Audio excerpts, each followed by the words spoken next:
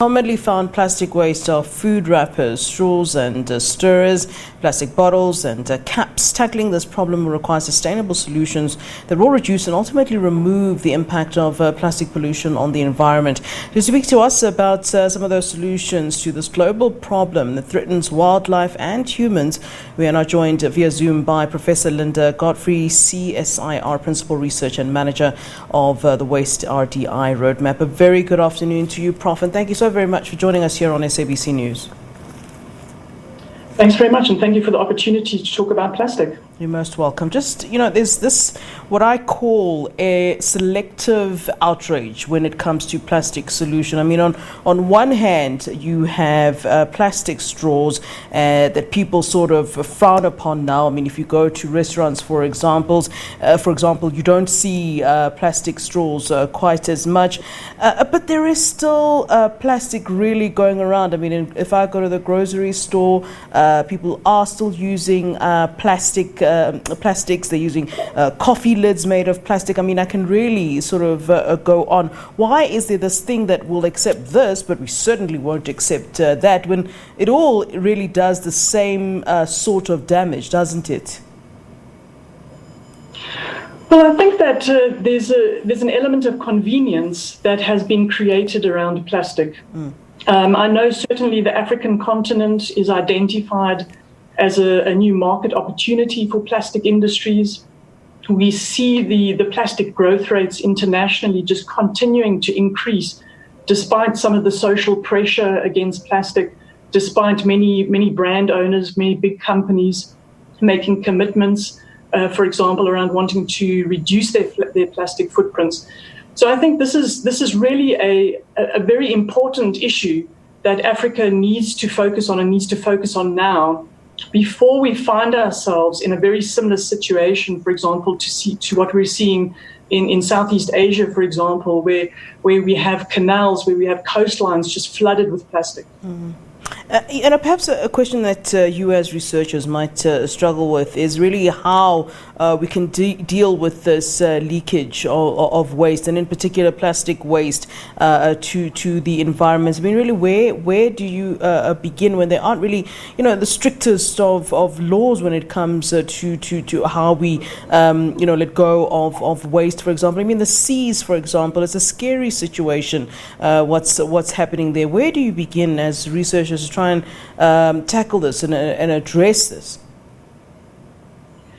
Well, I think that one of the things that we've been seeing over the past few years, as attention has focused onto plastic, there have been different schools of thought to face this plastic problem.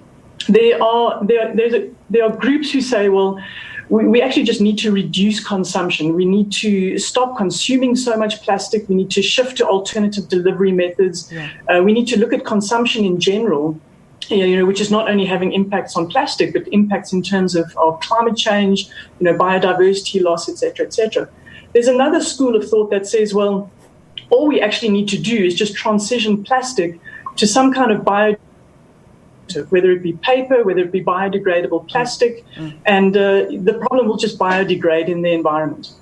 There's a third school that then says, well, in fact, we can just recycle our way out of this. If we can collect all of the plastic, we can recycle it, and the problem is solved.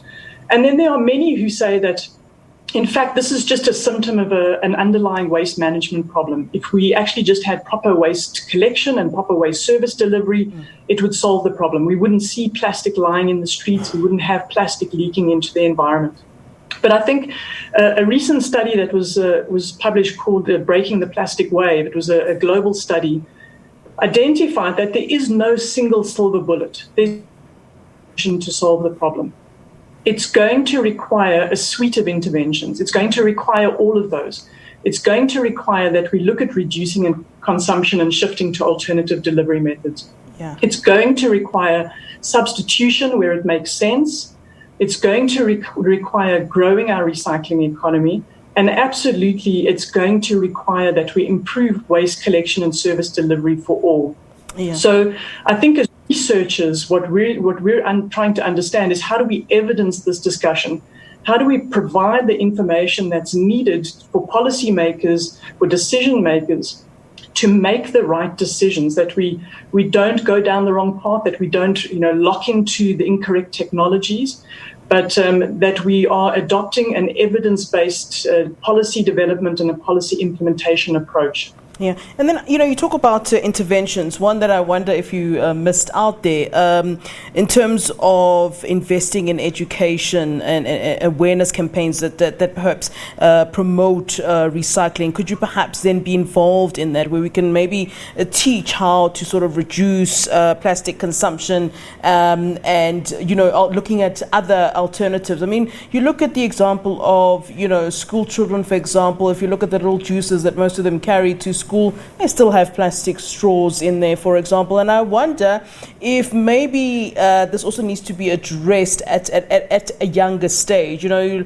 The older you get, the more stuck in your habits you sort of are. And I wonder if it's not possible to perhaps start to address the issue earlier on, where children start to sort of understand the importance of recycling, not trying to avoid using plastic, for example. I wonder if that's something that perhaps as the CSIR is something that you're perhaps wanting or willing to kind of get involved in. Absolutely. So, waste is ultimately a social issue. Yeah. It's a behavioral issue. We still see people, for example, throwing items out of car windows. Yeah. Whereas I remember as a child, being reprimanded for even considering to do something like that. So it absolutely is a behavioral issue. And we do need to educate. We do need to raise awareness around, responsible waste management practices. And as you rightly said, is starting with the youth. I think youngsters are growing up in this environment of convenience, of single use, of a throwaway society, of a very linear society of consumption and disposal. And that has to change. We know that we can't sustain that kind of linear consumption model. So absolutely to raise awareness, to educate, to work with the youth, but across the board, working with society in general.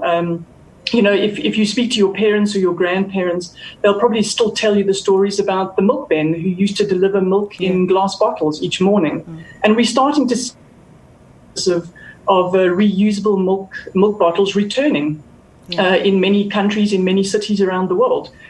So we once used to have these kinds of practices, and we've lost touch with them, and we've moved to this world of convenience and single use.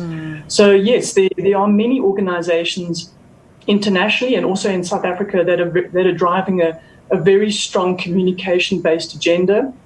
As the CSIR, we are also actively involved at a postgraduate level. We participate in the first 2 dedicated waste management degrees that were established in South Africa, and providing support and funding support to a number of students that are undertaking really innovative research in the waste space. So absolutely agree with you on that point around behavior change. All right, interesting indeed. Prof, we appreciate your time and giving us your insights there on waste management. Thank you so much for that, Professor Linda Godfrey. Thank you very much. All right, that's Professor Linda Godfrey, CSIR Principal Researcher and Manager of Waste RDI Roadmap. And of course, we're talking there particularly about plastic pollution.